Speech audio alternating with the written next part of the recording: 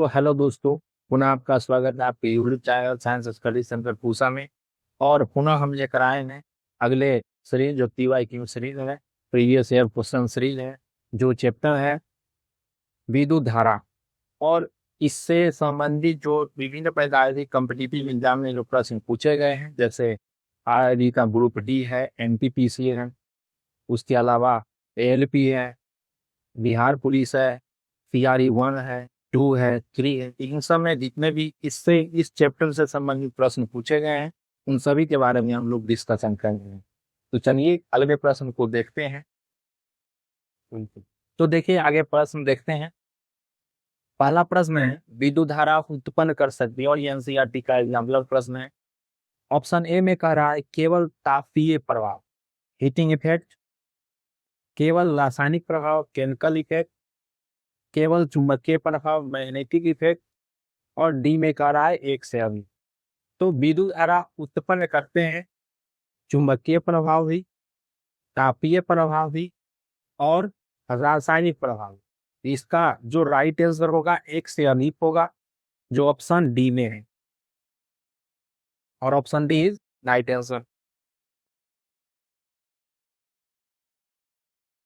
अगला प्रश्न देखते हैं। दूसरा है और पूछ रहा है किसी दिए गए धातु के तार की वैद्युत प्रतिरोधकता निर्भर करती है। तार की तो वैद्युत प्रतिरोधकता निर्भर करती है, ऑप्शन में दिया है लंबाई पर, ऑप्शन बी में है मोटाई पर, ऑप्शन सी में आकृति पर, और ऑप्शन डी पदार्थ की प्रकृति। तो धातु के तार की वैद्युत प्रतिरोधकता जो निर्भर करती है वह सामान्यतः पदार्थ के प्रकृति पर निर्भर करती है, और अलग अलग धातुओं की प्रतिरोधकता जो होती है वो अलग अलग होती है। तो मोस्टली डिपेंड करते हैं, जो हमारा ऑप्शन है पदार्थ की प्रकृति पर, option b is right answer होगा। नेक्स्ट प्रश्न है विद्युत धारा की बुनियादी एसआई मात्रक क्या होते हैं, और यह प्रश्न पूछा है NTPC 2024 में।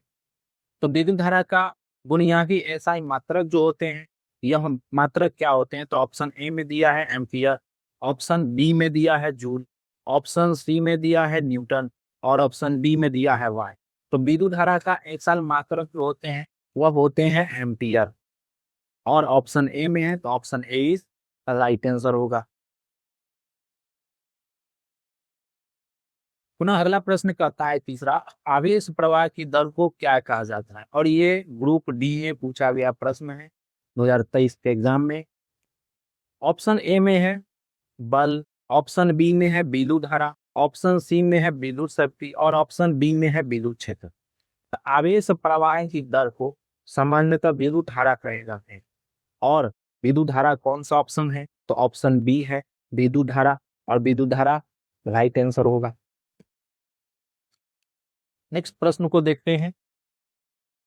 पांचवा प्रश्न कर रहा है कि 1 किलोवाट घंटा का मान कितने जूल के बराबर होते हैं, और ये भी प्रश्न पूछा गया है ग्रुप डी 2023 में। ऑप्शन ए में है, और यहाँ पर ये जो डॉलर है इसमें टाइपिंग मिस्टेक है, ये ऑप्शन में टाइपिंग मिस्टेक है, तो ये ऑप्शन होना चाहिए 6.3 गुने 10 के पावर 6। ये ऑप्शन होना चाहिए 3.6 गुने 10 के पावर 10। ये ऑप्शन होना चाहिए 3.6 गुने 10 के पावर 6, और ये ऑप्शन होना चाहिए 36 गुने 10 के पावर 6। तो ऑप्शन ए में 6.3 गुने 10 के पावर 6 है, ऑप्शन बी में 3.6 गुने 10 के पावर 6, ऑप्शन सी में 3.6 गुने 10 के पावर 6, ऑप्शन डी में है 36 गुने 10 के पावर 6। तो 1 किलोवाट आवर जो होते हैं वो 3.6 गुने 10 के पावर 6 दिन के बराबर होते हैं, जो ऑप्शन सी हमारा राइट आंसर हो गए।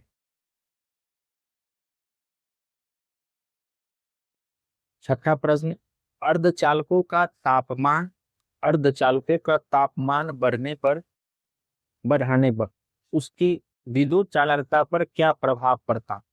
और यह प्रश्न पूछा गया है एनटीपीसी 2024 के एग्जाम। तो ऑप्शन ए कह रहा है कि चालकता घटती है, ऑप्शन बी चालकता बढ़ती है, ऑप्शन सी अपरिवर्तित रहती है, और ऑप्शन डी इनमें से कोई नहीं। तो जब किसी अर्धचालक का तापमान को अगर हम बढ़ाते हैं तो उसकी चालकता सहायता बढ़ती। तो हमारा राइट आंसर ऑप्शन बी में है, चालकता बढ़ती है। अपना प्रश्न, एक कूलम आवेश को एक बिंदु से दूसरे बिंदु तक ले जाने में 1 जूल कार्य संपादित होता है तो विभवांतर होगा। और यह ग्रुप डी 2023 में पूछा गया। ऑप्शन ए में है 1 वाट, ऑप्शन बी में है 5 वोल्ट, ऑप्शन सी में है 100 वोल्ट, और ऑप्शन डी में है 1 वोल्ट। तो अगर बात करें इस प्रश्न का तो उसका आंसर जो होगा वो डी हुआ, 1 वोल्ट होगा। और 1 वोल्ट, एक वोल्ट विभवांतर की परिभाषा को बताया गया है। यदि हम एक कूलम आवेश को विद्युत क्षेत्र के किसी एक बिंदु से दूसरे बिंदु तक ले जाने में अगर 1 जूल कार्य संपादित होता है तो उसका विभवांतर 1 वोल्ट कहलाता है। तो इस हिसाब से हमारा राइट आंसर ऑप्शन डी होगा। अगला प्रश्न है, मीटर जो प्रतिरोध मापता कहलाते क्या है। डैश कहलाता है। और ये बीपीएससी प्री 2019 में पूछा गया है। तो मीटर जो प्रतिरोध मापता है वो क्या कहलाते हैं। तो ऑप्शन ए में है एमीटर, ऑप्शन बी में है वोल्ट मीटर, ऑप्शन सी में है ओम मीटर, और ऑप्शन डी में है गैल्वेनोमीटर। तो प्रतिरोध मापने वाले यंत्र को सामान्यतः कहा जाता है ओम मीटर। और ओम मीटर जो ऑप्शन सी में है राइट आंसर होगा। ए मीटर सामान्यतः परिपथ में प्रवाहित होने वाले विद्युत धारा को मापता है, यह विद्युत धारा को मापता है। जबकि वोल्ट मीटर का बात करें तो यह विभवांतर को मापते हैं। और गैल्वेनोमीटर यह सूक्ष्म अर्थात अत्यंत कम विद्युत धारा माइक्रो एम्पियर में भी प्रवाहित होते हैं तो भी यह विद्युत धारा को बता देते हैं। तो गैल्वेनोमीटर भी सामान्यतः विद्युत धारा को ही मापते हैं, परिपथ में प्रवाहित होने वाला विद्युत धारा को बताता। नेक्स्ट प्रश्न को देखें तो नेक्स्ट प्रश्न कह रहा है कि चालक की लंबाई बढ़ने पर प्रतिरोध डैश। और यह बिहार एसएससी 2013 में पूछा गया है। तो चालक की लंबाई बढ़ने पर प्रतिरोध में क्या परिवर्तन होते हैं। तो ऑप्शन ए में करता है घटता है, ऑप्शन बी में बढ़ता है, ऑप्शन सी में समान रहता है, और ऑप्शन डी में शून्य रहता है। तो चालक का लंबाई अगर बढ़ा दिया जाए तो प्रतिरोध का मान जो है वो सामान्यतः बढ़ जाते हैं। सामान्यतः क्या होते हैं, बढ़ जाते हैं। तो ऑप्शन ए हमारा, ऑप्शन ए नहीं ऑप्शन बी में, ऑप्शन बी ए राइट आंसर हो। नेक्स्ट प्रश्न कर रहा है कि एसी अल्टरनेटिव करंट परिपथ में धारा की दिशा। और यह आईएएस प्री 2003 में पूछा गया प्रश्न है। तो एसी करंट परिपथ में कैसे होते हैं। ऑप्शन ए एक दिशा में भी हो सकता है और नहीं भी हो सकते हैं, ऑप्शन बी में हमेशा एक ही दिशा में होती है, ऑप्शन सी निश्चित समय अंतराल में दिशा बदलती रहती है, और ऑप्शन डी में कुछ कहा नहीं जा सकता। तो अल्टरनेटिव करंट जो परिपथ में होते हैं निश्चित समय अंतराल के बाद अपनी दिशा को बदलते रहेंगे। तो इसका राइट आंसर जो होगा तो ऑप्शन सी में दिया है, निश्चित समय अंतराल में दिशा बदलती रहती है। तो सी राइट आंसर हो। नेक्स्ट प्रश्न है, यदि किसी भौतिक राशि का मात्रक एम्पियर मीटर प्रति सेकेंड है तो उसकी बीमाएं क्या होंगी। और बिहार एसएससी 10+2 लेवल में पूछा गया है और इसमें डॉलर दे दिया गया है। ये डॉलर तो होगा नहीं, टाइपिंग मिस्टेक है ये।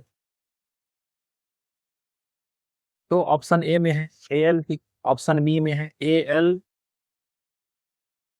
टी। एल यहाँ पर भी ऑप्शन भी ग्रुप की है, ये वो ऑप्शन होना चाहिए एल -2 और टी होना चाहिए। इसमें ऑप्शन होना चाहिए ALT-2 होना चाहिए और यहाँ पर ठीक है। तो अगर हम देखें इस क्वेश्चन के अनुसार तो इसका राइट आंसर जो होगा वो होगा ALT-2, क्योंकि यहाँ पर दिया है ए का मतलब होता है विद्युत धारा और विद्युत धारा का मात्रक होते हैं एम्पियर। एम्पियर। एल का मतलब होता है लंबाई और लंबाई का मात्रक होते हैं मीटर। और टी का मतलब होता है समय और समय का मात्रक होता है सेकेंड। और यहाँ पर -2 तो इसका मतलब इसका जो पावर होगा -2 होगा, मतलब प्रति सेकेंड स्क्वायर हो जाएंगे। यही इसका राइट आंसर होगा ALT-2। तो ऑप्शन सी राइट आंसर है। अगले प्रश्न को देखते हैं। और अगला प्रश्न कहता है कि आवेशित परमाणु कहलाते हैं। और ये भी बीपीएससी और जेएलपी में पूछा गया प्रश्न है। ऑप्शन ए में अणु, ऑप्शन बी में आयन, और ऑप्शन सी में विद्युत धारा, ऑप्शन डी में परमाणु। तो आवेशित परमाणु जो है वो कहलाते हैं सामान्यतः आयन। तो आयन कौन सा ऑप्शन है? ऑप्शन बी में है और option b is right answer होगा। नेक्स्ट प्रश्न को देखें तो नेक्स्ट प्रश्न 13वां नंबर प्रश्न है, विद्युत फल रेखाएं खत्म होती है।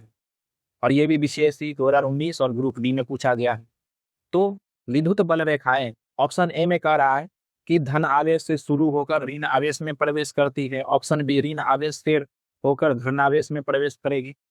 अनियंत्रित इनमें से कोई नहीं। तो विद्युत बल रेखाएं जो होते हैं यह सामान्यतः धन आवेश से निकलकर ऋण आवेश में प्रवेश करते हैं। इस प्रकार से इसका राइट आंसर जो होगा वो ऑप्शन ए होगा, धन आवेश से शुरू होकर ऋण आवेश पर आपत्ति तो होती है ऋण आवेश में प्रवेश करती है। तो ऑप्शन ए राइट आंसर होगा। नेक्स्ट प्रश्न कहता है कि विद्युत परिपथ में करंट की उपस्थिति का पता लगाने के लिए किस संवेदनशील उपकरण का उपयोग किया जाता है? तो अगर हम ऑप्शन देखें तो ऑप्शन ए में है वोल्ट मीटर, ऑप्शन बी में है ए मीटर, ऑप्शन सी में ओडोमीटर, और ऑप्शन डी में है गैल्वेनोमीटर। तो इसका राइट आंसर जो होगा ऑप्शन डी होगा गैल्वेनोमीटर। क्योंकि गैल्वेनोमीटर अत्यंत कम अर्थात माइक्रोमीटर में भी अगर परिपथ में विद्युत धारा का प्रवाह होगा तो वह उसका सेंसेशन उसको सूचित कर देता। जबकि एमीटर भी विद्युत धारा को मापता है, लेकिन अत्यंत संवेदनशील जो होते हैं वो गैल्वेनोमीटर होते हैं। इस ऑप्शन के अनुसार हमारा राइट आंसर गैल्वेनोमीटर जो ऑप्शन बी में है ये होगा। और ये प्रश्न पूछा गया बिहार पुलिस 2023 के एग्जाम में। नेक्स्ट प्रश्न है, विद्युत ऊर्जा को यांत्रिक ऊर्जा में बदलने वाला उपकरण को क्या कहते हैं? और ये प्रश्न पूछा है बिहार पुलिस 2024। तो विद्युत ऊर्जा को यांत्रिक ऊर्जा में बदलने वाला उपकरण है उसे क्या कहते हैं? तो ऑप्शन ए में दिया है जनित्र, ऑप्शन बी में दिया है बल, ऑप्शन सी में दिया है मोटर, इनमें सभी। अगर हम ऑप्शन की बात करें तो ऑप्शन ए में जो जनित्र है यह यांत्रिक ऊर्जा को विद्युत ऊर्जा में परिणत करता है। यांत्रिक ऊर्जा को यह बदलता है विद्युत ऊर्जा में। अगर हम बल्ब का बात करें तो यह विद्युत ऊर्जा को प्रकाश ऊर्जा में बदलता है। और ऑप्शन सी का बात करें मोटर तो यह यांत्रिक ऊर्जा को विद्युत ऊर्जा को यांत्रिक ऊर्जा में बदल देते हैं। और ऑप्शन सी में सभी दिया है। हमारा प्रश्न है विद्युत ऊर्जा को यांत्रिक ऊर्जा में बदलने वाला उपकरण है वह होगा ऑप्शन सी में दिया है मोटर। और यही मोटर विद्युत ऊर्जा को यांत्रिक ऊर्जा में परिणत कर देते हैं। चलिए नेक्स्ट प्रश्न को देखते हैं। 16 नंबर प्रश्न है कि ओम का नियम ग्राफिकल रूप से प्रदर्शित करने पर विद्युत धारा एवं विभवांतर की रेखा होती है। और यह बिहार एसआई 2026 में पूछा गया है। तो ओम के नियम का ग्राफिकल रूप जो होते हैं वो कैसे होते हैं? क्या वो सीधी रेखा में होते हैं, वक्र रेखा में होते हैं, परवलयिक रेखा में होते हैं? इनमें से कोई नहीं। ओम का नियम कहता है कि यदि ताप अचर हो किसी चालक से प्रवाहित होने वाली विद्युत धारा का जो प्रावल्य होते हैं उसके सिरों के बीच के विभवांतर के समानुपाती होते हैं। और इसका ग्राफ को अगर हम देखें तो यह एक सीधी रेखा में इस प्रकार से दर्शाती है। इसका राइट आंसर जो होगा यहाँ पर डी और आई ले एक दूसरे के प्रोपोर्शनल होते हैं।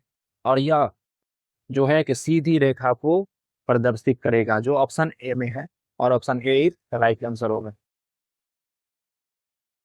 इन नेक्स्ट प्रश्न का आता है कि दो स्थिर बिंदु आवेशों के बीच लगने वाला आकर्षण बल इस नियम द्वारा प्रशासित होता है, और यह प्रश्न पूछा है टीआरई 1 में। ये प्रश्न है टीआरई 1 का। और ऑप्शन ए में कहता है कि न्यूटन के द्वितीय नियम, ऑप्शन बी में गुरुत्वाकर्षण का सार्वत्रिक नियम, ऑप्शन सी में जूल का नियम, और ऑप्शन डी में कह रहा है कूलम्ब के नियम। तो दो स्थिर बिंदु आवेशों के बीच लगने वाला जो आकर्षण बल होते हैं, और यह नियम बताता है कूलम्ब का नियम। ये और ऑप्शन डी में है, ऑप्शन डी ये राइट आंसर होगा। कूलम्ब का नियम कहता है कि दो बिंदु आवेशों के बीच लगने वाला कुल स्थिर विद्युत बल आवेशों के गुणनफल के समानुपाती एवं उसके बीच के दूरी के ओवरहेड के तरफानुपाती होते हैं। अर्थात अगर हम बात करें एफ बराबर होता है 1/4 pi epsilon not Q1 Q2 upon R square, और यह कूलम्ब के नियम को प्रदर्शित करता है। नेक्स्ट प्रश्न है विद्युतधारिता का एसआई मात्रक। विद्युतधारिता का एसआई मात्रक क्या होते हैं, और ये भी टीआरई 1 में पूछा गया प्रश्न है। तो विद्युतधारिता का एसआई मात्रक क्या न्यूटन होते हैं, ऑप्शन ए में दिया है, ऑप्शन बी में क्या कूलम्ब होते हैं, ऑप्शन सी में फैराडे होते हैं, ऑप्शन डी में टेस्ला होते हैं। तो विद्युतधारिता का एसआई मात्रक जो होते हैं वह फैराडे होते हैं, जो कि फैराडे ऑप्शन सी में है, और ऑप्शन सी हमारा राइट आंसर। नेक्स्ट प्रश्न है मुक्त आवेश फ्री स्पेस की विद्युतशीलता होती है, अर्थात हमसे पूछा गया है कि एप्सिलॉन नॉट का वैल्यू कितना होता है। ऑप्शन ए में 8.85 इंटू 10⁻12 कूलम स्क्वायर प्रति न्यूटन प्रति मीटर स्क्वायर। फिर ऑप्शन बी में 9 में 10⁹ यहाँ पर गणना चाहिए न्यूटन मीटर स्क्वायर प्रति कूलम स्क्वायर। ये तो ऑप्शन ए में है 8.85 इंटू 10⁻12 कूलम स्क्वायर प्रति न्यूटन प्रति मीटर स्क्वायर। बी में 9 × 10⁹ न्यूटन मीटर स्क्वायर प्रति कूलम स्क्वायर। ऑप्शन सी इसमें भी मात्रक नहीं दिया है, और ये कैपिटल जी का मान है 6.67 × 10⁻11 न्यूटन मीटर स्क्वायर प्रति केजी स्क्वायर होना चाहिए, और ये 1.6 इंटू 10⁻19 कूलम होना चाहिए। यहाँ पर टाइपिंग मिस्टेक है। इस तो एप्सिलॉन नॉट का जो वैल्यू होते हैं वो होते हैं 8.85 इंटू 10⁻12 कूलम स्क्वायर प्रति न्यूटन प्रति मीटर स्क्वायर। तो ऑप्शन ए हमारा राइट आंसर है, ऑप्शन ए हमारा राइट आंसर है। जबकि ये 1/4 पाई एप्सिलॉन नॉट का वैल्यू है ऑप्शन बी में 9 × 10⁹ न्यूटन मीटर स्क्वायर प्रति कूलम स्क्वायर। ये गुरुत्वाकर्षणीय नियतांक अर्थात कैपिटल जी का मान है, और ये मूल आवेश का मान है।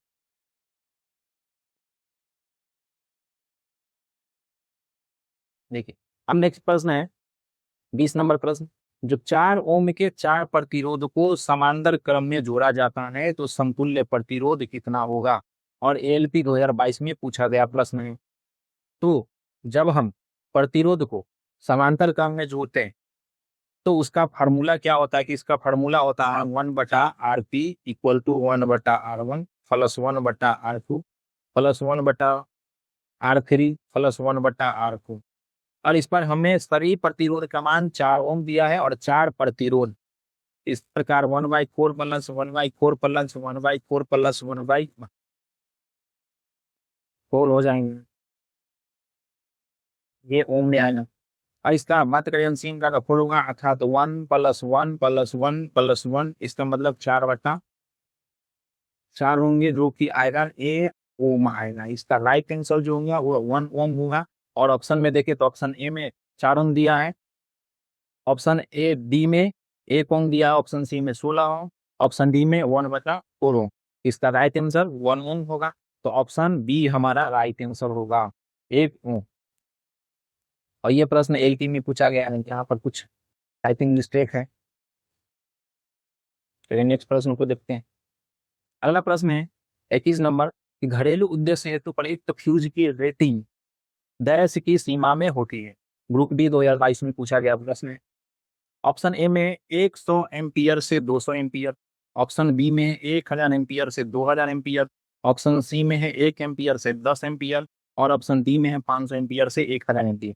तो घरेलू उद्देश्यों से प्रयुक्त होने वाला फ्यूज का जो रेटिंग होते हैं, इसका जो रेंज होते हैं वह होते हैं 1 एम्पियर से 10 एम्पियर होते हैं, जो कि ऑप्शन सी में, ऑप्शन सी हमारा राइट आंसर है। अगला प्रश्न है, विद्युत फ्यूज जो होते हैं अर्थात फ्यूज किस सिद्धांत पर कार्य करते हैं। यह प्रश्न भी ग्रुप डी है और यह ऐसा चैप्टर है जिसमें टेक्निकल एग्जाम जो होते हैं ग्रुप बी आरबी में यार इसमें से भर के प्रश्न पूछे जाते हैं। इसमें आपको ज्यादातर प्रश्न दिख रहा होगा ग्रुप डी का, एल बी का। तो फ्यूज किस सिद्धांत पर कार्य करते हैं। ऑप्शन में देखें, क्या यह उष्मीय प्रभाव पर कार्य करता है, या रासायनिक प्रभाव पर काम करता है, या चुंबकीय प्रभाव पर काम करता है, या इनमें से कोई नहीं। तो विद्युत फ्यूज सामान्यतः उष्मीय प्रभाव पर काम कर, बल्ब हमारा उष्मीय प्रभाव पर काम करते हैं। तो यह ऑप्शन ए में दिया है, उष्मीय प्रभाव हीटिंग इफेक्ट पर यह वर्क करते हैं। ऑप्शन ए हमारा राइट आंसर है। नेक्स्ट प्रश्न है, किसी परिपथ में एमीटर को किस क्रम में लगाया जाता है। ये भी देखिए ग्रुप डी 2023 में पूछा गया प्रश्न है। और ऑप्शन की बात करें तो थोड़ा इसमें डार्क है, दिख रहा हो तो ठीक है, हम बोल रहे हैं। पहला ऑप्शन में है श्रेणी क्रम, ऑप्शन बी में है पार्श्व क्रम, समांतर क्रम बोलते हैं, ऑप्शन सी में है मिश्रित अर्थात मिक्स क्रम भी कनेक्शन, और डी में है सभी। तो एमीटर को परिपथ में सामान्यतः श्रेणी क्रम में जोड़ा जाता है। श्रेणी क्रम जो ऑप्शन ए में, ऑप्शन बी में यहाँ पर दिया है थोड़ा डार्क है, तो ऑप्शन बी में दिया है पार्श्व क्रम या इसे बोलते हैं समांतर समांतर क्रम बोलते हैं। ऑप्शन सी में है मिश्रित और ऑप्शन डी में है सभी। तो इसका राइट आंसर जो होगा वह श्रेणी क्रम होगा, ऑप्शन ए हमारा राइट आंसर होगा। नेक्स्ट प्रश्न को देखते हैं।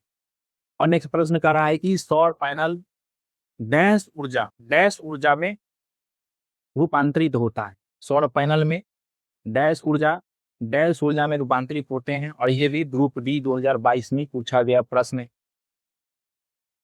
तो ऑप्शन ए में कर रहा है विद्युत ऊर्जा, सौर पैनल विद्युत ऊर्जा को क्या यांत्रिक ऊर्जा में परिवर्तित करता है। सौर पैनल प्रकाशीय ऊर्जा को यांत्रिक ऊर्जा में परिवर्तित करते हैं, या सौर पैनल प्रकाशीय ऊर्जा को विद्युत ऊर्जा में परिवर्तित करते हैं। और ऑप्शन डी में क्या सौर पैनल में विद्युत प्रकाशीय ऊर्जा में परिवर्तित होते हैं। तो सौर पैनल जो होते हैं यह सामान्यतः प्रकाशीय ऊर्जा को विद्युत ऊर्जा में परिवर्तित करते हैं। तो पहले होगा प्रकाश, फिर होगा विद्युत। तो यह ऑप्शन सी में दिख रहा है, और ऑप्शन सी हमारा राइट आंसर होगा। यह प्रकाशीय ऊर्जा को विद्युत ऊर्जा में परिवर्तित कर देते हैं, रूपांतरित कर देते हैं। नेक्स्ट प्रश्न है 25 नंबर, निम्न में से किसकी प्रतिरोधकता सर्वाधिक होती है। ये प्रश्न पूछा है एसएससी जेईई 2020 में। तो अगर हम इस ऑप्शन के हिसाब से बात करें तो ऑप्शन ए में क्या तांबा, या ऑप्शन बी लोहा, या ऑप्शन सी चांदी, या ऑप्शन डी नाइट्रोम। तो इसकी प्रतिरोधकता सर्वाधिक होते हैं। तो प्रतिरोधकता इस ऑप्शन के अनुसार सबसे अधिक जो होते हैं वो नाइट्रोम में होते हैं, इसलिए इसका प्रयोग सामान्यतः हीटर में किए जाते हैं। विद्युत हीटर में, विद्युत स्त्री होते हैं, इलेक्ट्रिक आयरन है, उसमें इसका प्रयोग किया जाता है। जबकि चालकता का बात करें तो सर्वाधिक चालकता जो होते हैं विद्युत के, जो सबसे अधिक सुचालक होते हैं वो चांदी होते हैं, और प्रतिरोधक सबसे अधिक नाइट्रोम का होता है। अगला प्रश्न है जो 26 नंबर प्रश्न है, एक विद्युत हीटर 80 वोल्ट के विभवांतर पर 8 एम्पीयर की धारा खींचती है। यदि वोल्टेज बढ़ाकर 130 वोल्ट कर दिया जाए तो धारा कितनी होगी। यह एमटीपीसी 2024 में पूछा गया प्रश्न है। तो ये एक न्यूमेरिकल टाइप प्रश्न है। तो अगर हम देखें तो 80 वोल्ट दिया है, अर्थात V का वैल्यू दिया है 80 वोल्ट, और हमारे पास विद्युत धारा I का मान दिया है, और ये दिया है 8 एम्पियर। तो हम पहले इसका निकाल लेते हैं प्रतिरोध कितना हो। तो ओम के नियम से V बराबर होता है IR, तो R बराबर हो जाएगा V बटा I, और V का वैल्यू है 80 वोल्ट, और विद्युत धारा का मान जो है I का मान है वह 8 एम्पियर, जिससे ये कट के आएगा 10 ओम। तो फिर कह रहा है कि उतना ही विद्युत धारा अगर हम 130 वोल्ट कर दें तो प्रवाहित होने वाला विद्युत धारा का मान कितना हो। अर्थात हमारे पास अब पूछ रहा है तो पुनः हम इस फार्मूला से हम निकाल सकते हैं V बराबर आई आर। आई बराबर हो जाएगा V बटा आर, अर्थात हमसे पूछा गया है आई बराबर V अपॉन आर, और V का वैल्यू कितना है 130, आर का वैल्यू है 10, सटके आ जाएगा यह 13 एम्पियर। तो 13 एम्पियर हमारा राइट आंसर होगा। ऑप्शन ए में ही दिख रहा है, ऑप्शन ए में 13 एम्पियर, बी में 130, सी में 10 एम्पियर, डी में 100 एम्पियर। तो ऑप्शन ए हमारा राइट आंसर होगा, जो कि 13 एम्पियर होगा। नेक्स्ट प्रश्न है 27 नंबर, जूल के तापमान प्रभाव के कारण उत्पन्न ऊष्मा डैश समानुपाती होते हैं, और ये भी ग्रुप डी और एएलपी में पूछा गया प्रश्न है। और अगर ऑप्शन का बात करें तो धारा के घन के, क्या धारा के वर्ग के, या प्रतिरोध के वर्ग के, क्या समय के वर्ग के। तो जूल का ऊष्मीय नियम जो होते हैं, और जूल के ऊष्मीय नियम जो होते हैं, जूल जब किसी चालक में विद्युत धारा का प्रभाव होते हैं तो उत्पन्न ऊष्मा के परिणाम जो होते हैं वह विद्युत धारा के वर्ग के समानुपाती, प्रतिरोध के समानुपाती और समय के समानुपाती होते हैं। तो इस फॉर्मूला से इनको आंसर दिख रहा है कि विद्युत धारा के वर्ग के समानुपाती होते हैं। तो धारा के वर्ग के समानुपाती, जो कि हमारा ऑप्शन बी में दिख रहा है, धारा के वर्ग के समानुपाती होते हैं। ऑप्शन बी हमारा राइट आंसर होगा। नेक्स्ट प्रश्न कहता है कि विद्युत बल्ब में प्रकाश देने वाले पतले तार को क्या कहा जाता है। एनटीपीसी 2022 में पूछा गया प्रश्न। पहला है प्रतिरोध, ऑप्शन बी में है फ्यूज, सी में है फिलामेंट, डी में है धारी। तो विद्युत बल्ब में प्रकाश देने वाले पतले तार को सामान्यतः फिलामेंट कहे जाते हैं, और यह हमारे ऑप्शन में ऑप्शन सी में दिया गया है सी। तो सी इज राइट आंसर, फिलामेंट उसे कहते हैं। बल्ब इस प्रकार से